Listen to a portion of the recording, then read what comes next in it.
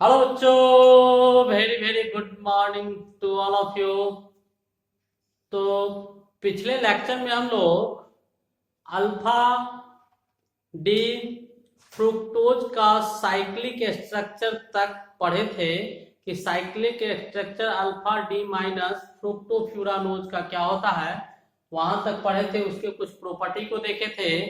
इस लेक्चर में हम लोग साइक्लिक स्ट्रक्चर ऑफ क्या पढ़ेंगे, सुक्रोज, माल्टोज, गैलाक्टोज, इस सब के विषय में पढ़ेंगे। तो this is your most beautiful channel Sharda chemistry. I am Birsan Kumar.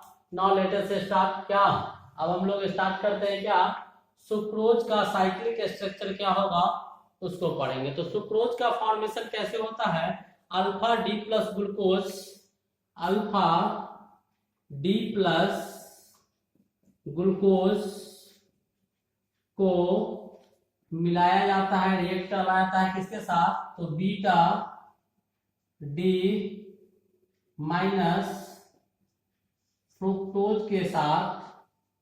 तो आपका किसका फॉर्मेशन होता है, यहां से H2O रिमूव हो जाता है और फॉर्मेशन किसका होता है, सुक्रोज का फॉर्मेशन होता है। किसका फॉर्मेशन होता है, सुक्रोज का फॉर्मेशन होता है। यानी अल्फा डी प्लस ग्लूकोज को बीटा डी माइनस फ्रुक्टोज के साथ रिएक्ट करवाते हैं तो वाटर मॉलिक्यूल्स वहां से बाहर निकलता है और क्या बनता है, सुक्रोज बनता है। सुक्रोज जो आपका होता है डाइसैकेराइड होता है। ये क्या होता है आपका, डाइसैकेराइड होता है। डाइसैकेराइड कहने का मतलब इसमें कितने सैकेराइड हो, दो मोनोसैकेराइड्स मिलकर बनता है। तो ये आपका मोनोसैकेराइड, ये मोनोसैकेराइड, दोनों को आपस में मिलाइएगा तो किसका फॉर्मेशन होगा, सुक्रोज का फॉर्मेशन होगा। तो चलिए इसको मिलाते हैं, इसका फॉर्मेशन कैसे होता है उसको देखते हैं। तो अल्फा डी प्लस, पहले अल्फा डी प्लस ग्लूकोज को लिखेंगे।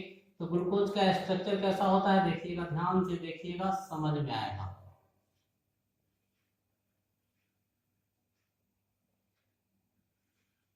ये होता है, इसमें आपका H ऊपर होता है और OH नीचे होता है, नहीं।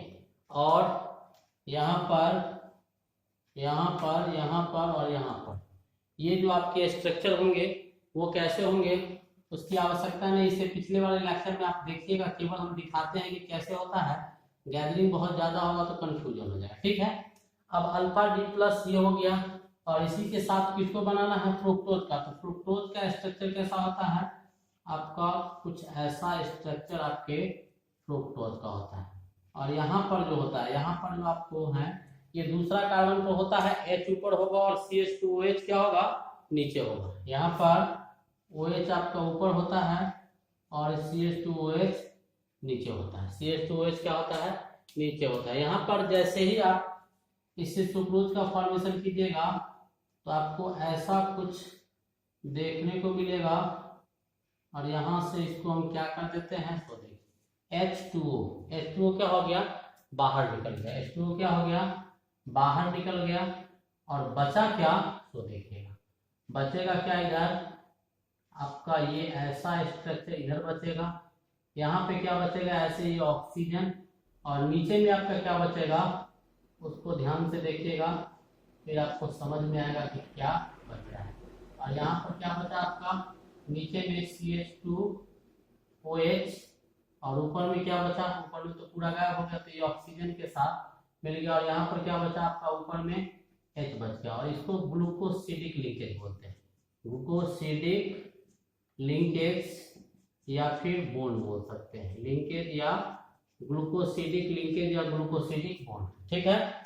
ये आपका किसका फॉर्मेशन हो गया, ये आपका अल्फा डी प्लस ग्लूकोज था और ये आपका बीटा डी प्लस फ्रुक्टोज था। Alpha D plus glucose, beta D plus fructose मिलाएं तो फॉर्मेशन किसका हुआ, सुक्रोज का हुआ, ठीक है। बना ग्लूकोसिडिक लिंकेज। जैसे आपको कहीं अगर CH3 लिखा हुआ है, बोलेगा कि ये ग्लूकोसिडिक लिंकेज है। ग्लूकोसिडिक लिंकेज के विषय में बताते हैं कि ग्लूकोसिडिक लिंकेज क्या होता है।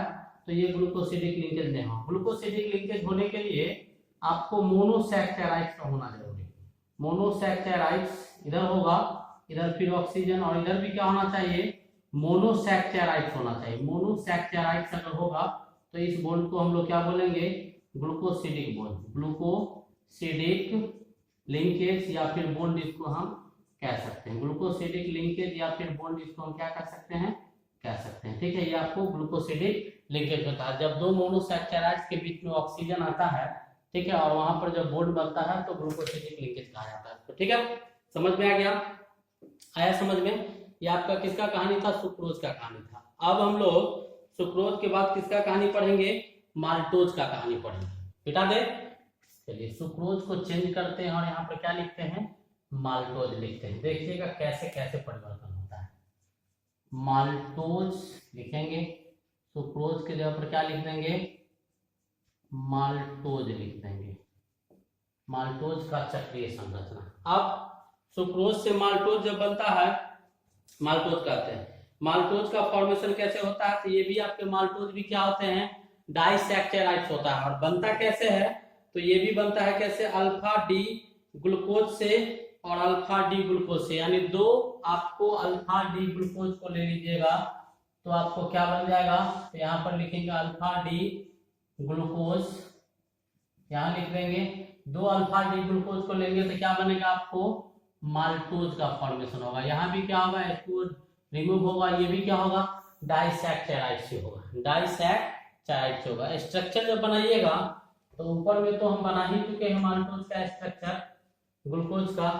चलिए इसको मिटा देते हैं, फिर फ्रेश बना लेते हैं।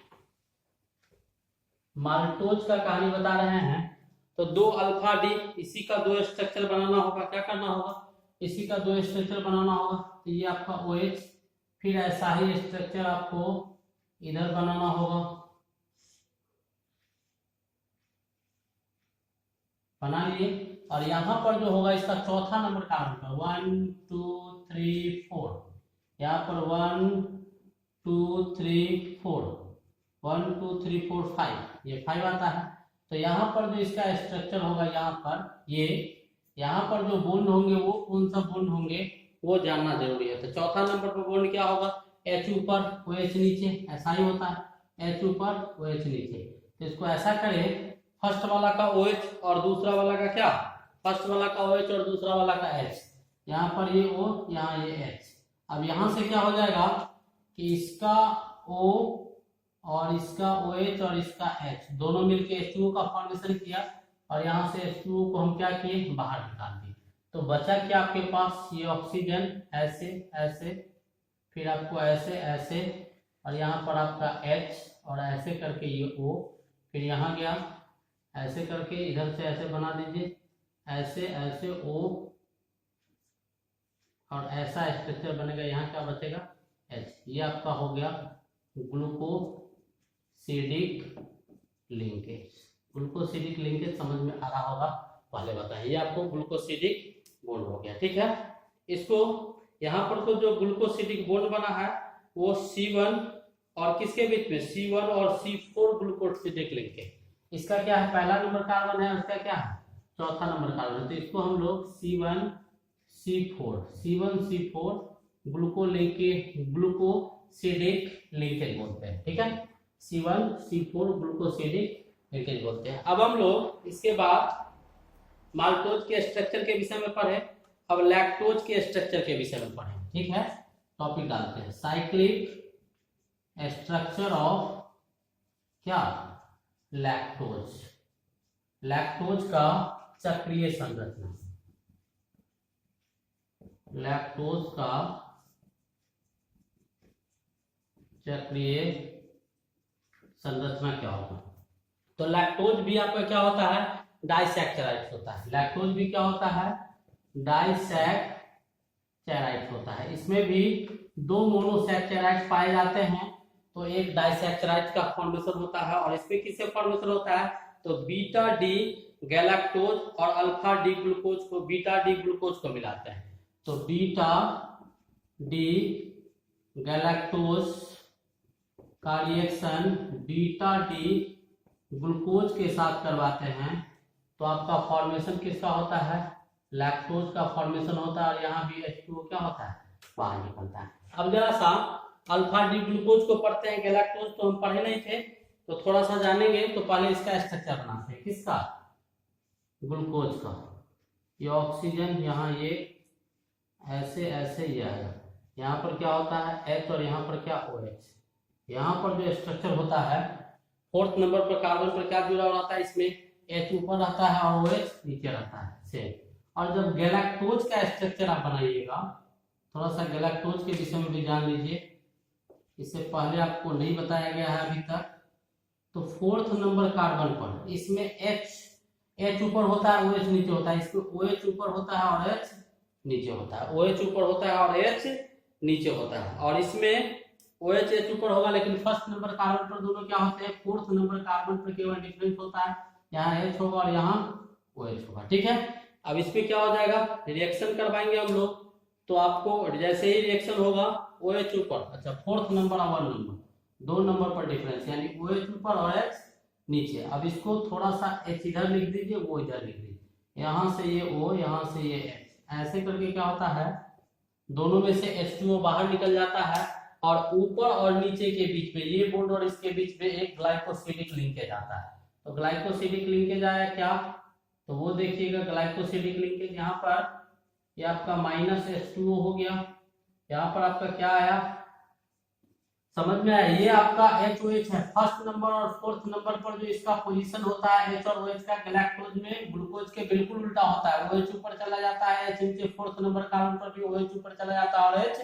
नीचे आ जाता है। अब यहाँ से आपका ऐसा स्ट्रक्चर आ गया और यहाँ पर H है, ऐसे करके ऑक्सीजन का एक बॉन्ड आएगा ऐसे, जिसको ग्लूकोसिडिक लिंकेज बोलते हैं। स्पेस थोड़ा कम है उधर, तो हम छोटा थोड़ा बनाते हैं, ठीक है। आप इसको बड़ा करके कॉपी में एकदम बड़ी खूबसूरती से क्या कीजिएगा, अच्छे ढंग से लिख लीजिएगा। ये आपका क्या हो गया, ग्लूकोसिडिक लिंकेज होगा, ग्लूकोसिडिक लिंकेज हो गया, क्या हो गया, ग्लूकोसिडिक लिंकेज हो गया। ये जो आपका ग्लूकोसिडिक लिंकेज आया वो किस किस कार्बन पर आया, तो इसका ये 1 नंबर, 2 नंबर, 3 नंबर, 4 नंबर। और इसका कौन सा कार्बन है आपका, 1 number, 2 number, 3 number, 4 number, 5 number. तो 1 और 4 कार्बन के बीच में है। ये भी किसके किसके किसके बीच में आया, 1 नंबर कार्बन के बीच में और 4 नंबर कार्बन के बीच में। C1C4 ग्लूकोसिडिक लिंकेज, इसको भी लिख सकते हैं, क्या लिख सकते हैं, C1C4 ग्लूकोसिडिक लिंकेज लिख सकते हैं। तो ये आपका किसका था, आपका स्ट्रक्चर लैक्टोज का था। किसका स्ट्रक्चर था, लैक्टोज का। कोई दिक्कत, यहां तक कोई दिक्कत नहीं ना, मिटा दे, मिटा दोनों को। चलिए अब हम लोग पहले इसको मिटा लेते हैं, तब हम लोग करेंगे।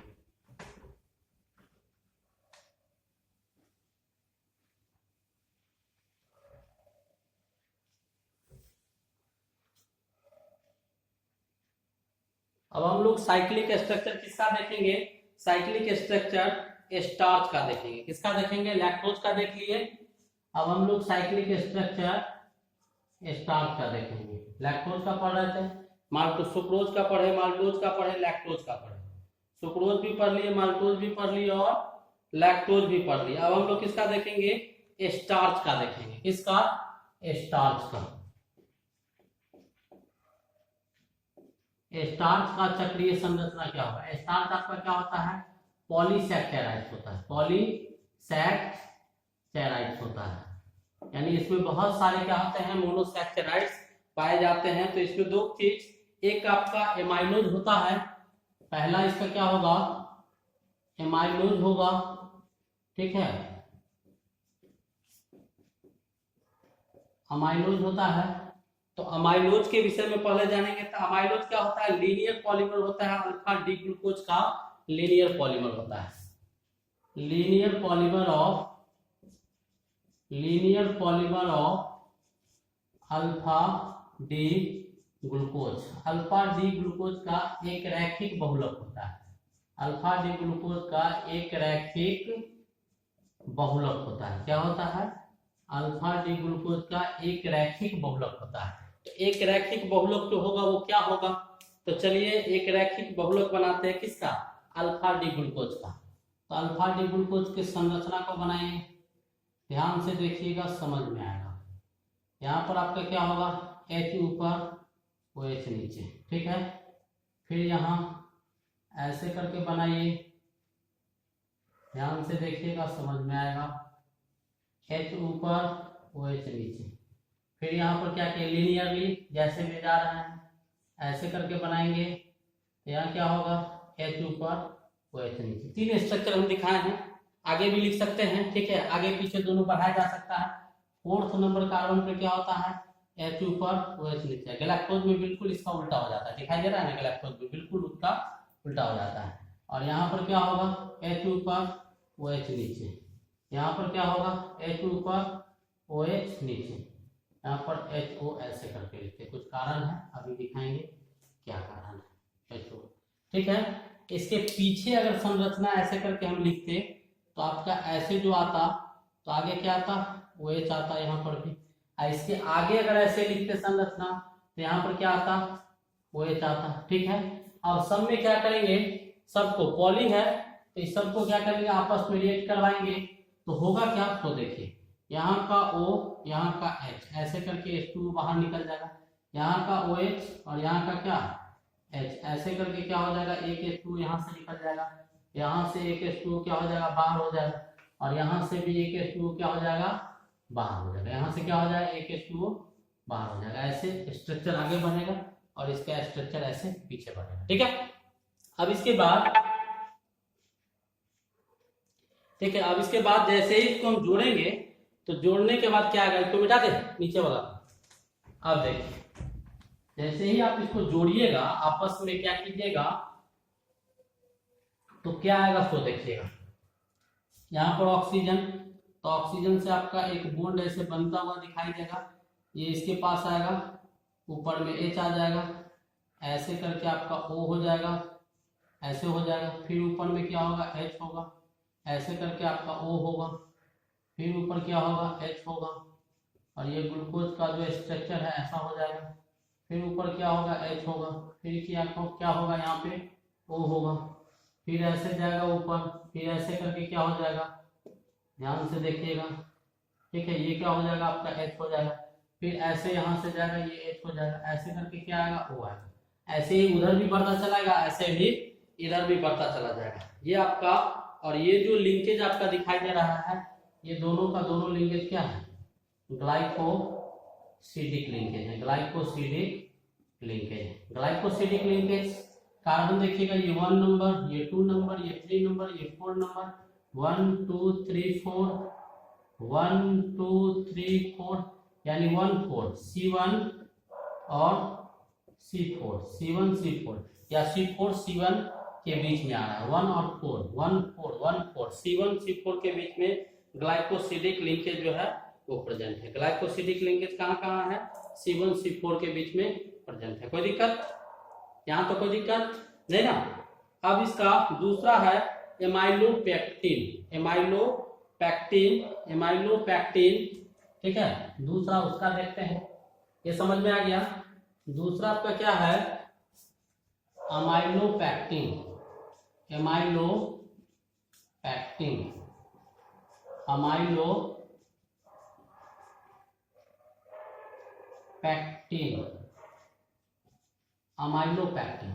क्या है, इसका निकालना है। तो ये जो होता है आपका वो क्या होता है, वो लीनियर पॉलीमर होता है, या आपको क्या होते हैं, ब्रांच्ड पॉलीमर होता है। किसका, अल्फा डी ग्लूकोज का ही ये क्या होता है, branched polymer of alpha D glucose.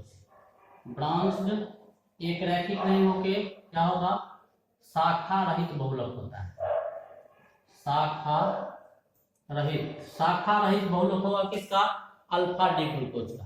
तो सारा कंडीशन जो आपका दिया गया है वो कंडीशन में कहीं से कोई परिवर्तन नहीं होगा। फर्क इतना होगा कि ये सब जो आपको कहानी बताया गया ग्लूकोसिडिक लिंकेज का, ये सब तो वही रहेगा जैसे इसका फॉर्मेशन किए थे, वही कंडीशन इसमें भी होगा। उसके बाद एक और कंडीशन यहाँ पर क्या आएगा, CH2O आ जाएगा, और यहाँ पर भी ग्लाइकोसिडिक लिंकेज होगा। यहाँ पर क्या हो जाएगा, CH2O आ जाएगा, और यहाँ पर भी ग्लाइकोसिडिक लिंकेज होगा। यहाँ पर भी क्या होगा, CH2O, और यहाँ पर भी ग्लाइकोसिडिक लिंकेज का फॉर्मेशन होगा, ठीक है। तो यहाँ पर वही चीज रहेगा, और यहाँ पर क्या हो जाएगा, CH2O, और यहाँ पर भी ग्लाइकोसिडिक लिंकेज हो जाएगा। यहाँ पर भी CH2O glycosidic linkage, CH2O glycosidic linkage, ठीक है।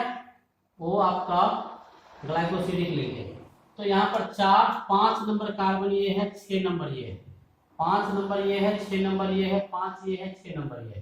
तो यहाँ पर C1 C4 के बीच में ग्लाइकोलिंकेज आया, और ब्रांच जो आया वो ब्रांच कहाँ पर आया, ब्रांचिंग कहाँ पर आया, एंड ब्रांचिंग एट कहाँ, C6 पर, C6 पर ब्रांच जो है C6 पर ब्रांचिंग लिंकेज आता है। तो ये आपको क्या हो गया, एमाइलोपेक्टिन का हो गया, एमाइलोपेक्टिन का स्ट्रक्चर हो गया। साइक्लिक स्ट्रक्चर किसका हो गया, ऊपर स्टार लिखा हुआ, एमाइलोपेक्टिन का हो गया। ठीक है, आ गया समझ में, बिल्कुल सेम था जैसे एमाइलोज का निकाले थे वैसे ही एमाइलोपेक्टिन का साइक्लिक स्ट्रक्चर था। मिटा दे जल्दी देखिएगा, लिखिएगा। चलिए अब हम लोग थोड़ा सा इन दोनों के बीच के डिफरेंस को देख लेते हैं, फिर आगे बढ़ें।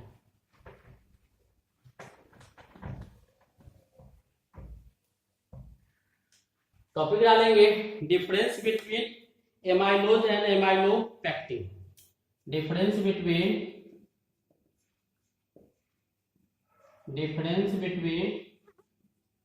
अमाइलोज एंड अमाइलोपेक्टिन, इन दोनों के बीच में डिफरेंस बताना है। तो एक तरफ क्या लिख देते हैं, एमाइलोज लिख देते हैं, दूसरी तरफ क्या लिखते हैं, एमाइलोपेक्टिन लिखते हैं। ठीक है, तो एक तरफ दूसरे तरफ दोनों के बीच में डिफरेंस बताना है। पहला तो ये लीनियर पॉलीमर होगा, दूसरा ये ब्रांच पॉलीमर। पहला ये क्या है, लीनियर पॉलीमर है। ऐसा अभी देखे थे हम लोग, ये लीनियर पॉलीमर है, ये आपका क्या है, ब्रांच्ड पॉलीमर है। ये आपका एक रैखिक बहुलक है और ये आपका शाखा रहित बहुलक। दूसरा पॉइंट जो होगा, इसमें 15 से 20% स्टार्च पाया जाता है, 15 to 20% आपका स्टार्च होता है, और उसमें 80 से 85% क्या होता है, स्टार्च होता है। इसमें कितना होता है, 80 to 85% क्या होता है, स्टार्च होता है। इसमें इतना स्टार्च होता है, इसमें कम होता है। तीसरा जो आपका पॉइंट है, इसमें ये वाटर सॉल्युबल होता है, एक वाटर इनसॉल्युबल होता है। एमाइलोज जो होता है वो जल में घुलनशील होता है, ये वाटर सॉल्युबल होता है, और ये आपका वाटर इनसॉल्युबल होता है, एक जल में घुलनशील होता है, एक जल में घुलनशील नहीं होता है। चौथा पॉइंट जो इसमें है, इसमें glycosidic linkage C1 and C4 पर होता है। इसमें ग्लाइकोसिडिक लिंकेज जो होगा, ग्लाइकोसिडिक लिंकेज जो होंगे, linkage eight C1 and C4 carbon पर, और इसमें भी ग्लाइकोसिडिक लिंकेज जो होगा, ग्लाइकोसिडिक लिंकेज अभी लिखा हुआ था, लिंकेज जो होगा C1 C4 पर होगा, C1 एंड C4 पर, बट ब्रांच लिंकेज इसमें पाया जाएगा उसमें नहीं होता है। इसमें ब्रांच लिंकेज जो होता है वो कितना होता है, eight C6, C1 and C4 पर आपका क्या पाया गया, C1 एंड C4 पर, C1 एंड C4 पर आपका ग्लाइकोसिडिक लिंकेज और ब्रांच लिंकेज जो है, ब्रांचिंग कहां से पाया गया, C6 पर पाया जाता है। ठीक है, यहां तो कोई दिक्कत नहीं ना। अब साइक्लिक स्ट्रक्चर किसका देखते हैं, सेलुलोज का देखते हैं। Cyclic structure of cellulose, cyclic structure किसका देखेंगे, सेलुलोज का देखेंगे। साइक्लिक स्ट्रक्चर किसका देखेंगे, सेलुलोज का। तो सेलुलोज आपका क्या होता है, सेलुलोज जो होता है आपका, वो आपका सेलुलोज आपका पॉलीसैकेराइड होता है। क्या होता है, पॉलीसैकेराइड होता है। इसमें भी लीनियर पॉलीमर होते हैं, बीटा डी ग्लूकोज का linear polymer of beta D glucose का लीनियर पॉलीमर होगा, और जितने भी ग्लाइकोसिडिक लिंकेज होते हैं वो C1 और C4 पर उपस्थित होता है। ग्लाइकोसिडिक लिंकेज कहां उपस्थित होता है, C1 एंड C4 पर। C1 all glycosidic linkage are present at are present at C1 and C4। C1 और C4 पर सारे ग्लाइकोसिडिक लिंकेज उपस्थित होंगे। ठीक है, अब इसके स्ट्रक्चर को बनाएंगे। तो जैसे आपका पहले बनाए थे, थोड़ा सा देख लीजिएगा, यहाँ पे दिखा देते हैं इसका स्ट्रक्चर। ओ बिल्कुल वही कहानी जैसे हम लोग पहले खींचे थे, कहीं से कोई डिफरेंस नहीं है। ये आपका क्या है, बीटा डी ग्लूकोज। क्या है, बीटा डी ग्लूकोज। OH ऊपर H नीचे, OH ऊपर H नीचे, क्या होगा, OH ऊपर और H नीचे होगा। तो यहाँ पर लिख देंगे सब में क्या, OH ऊपर H नीचे, यहाँ पर OH ऊपर H नीचे, OH ऊपर H नीचे। अल्फा होता तो ये तो नीचे ऊपर होता। अब यहाँ पर और यहाँ पर और इधर ये जो होगा लेफ्ट साइड में, तो लेफ्ट साइड में क्या होता है, OH जो होगा यानी OH नीचे होगा और H ऊपर होगा। OH नीचे H ऊपर, H ऊपर OH नीचे, H ऊपर OH नीचे। इसके आगे अगर स्ट्रक्चर हम बनाएंगे ऐसे करके बनाते हैं तो ये क्या हो जाएगा आपका, H ऊपर OH नीचे। इसके इस साइड अगर हम स्ट्रक्चर ऐसा बनाते हैं तो यहाँ पर क्या हो जाएगा, OH ऊपर H नीचे। अब क्या करेंगे कि सब में से H2O को वाटर निकालेंगे। तो ये ऐसे करके यहाँ पर ये प्लस है, यहाँ पर क्या करेंगे ऐसे करके इसको H इसका लेंगे, इसका OH इसका लेंगे। यहाँ पर क्या करेंगे, OH ऊपर वाला का H नीचे वाला का ऐसे ले लेंगे। और यहाँ पर क्या करेंगे, H नीचे वाला का OH ऊपर वाला का। और सम में से क्या करेंगे, H2O को घटा देंगे, यानी जो आएगा टोटल H2O बाहर निकल जाएगा। जैसे ही बाहर निकलेगा तो बचेगा क्या है, जरा सा ध्यान से देखिएगा, समझ में आएगा।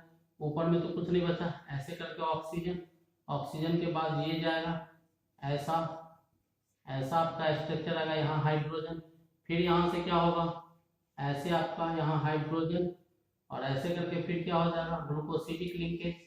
और यहाँ से क्या ऊपर H, ऐसे O, ऐसे करके ये आएगा। फिर यहाँ पर क्या होगा, ऊपर से ऐसे करके O बनेगा।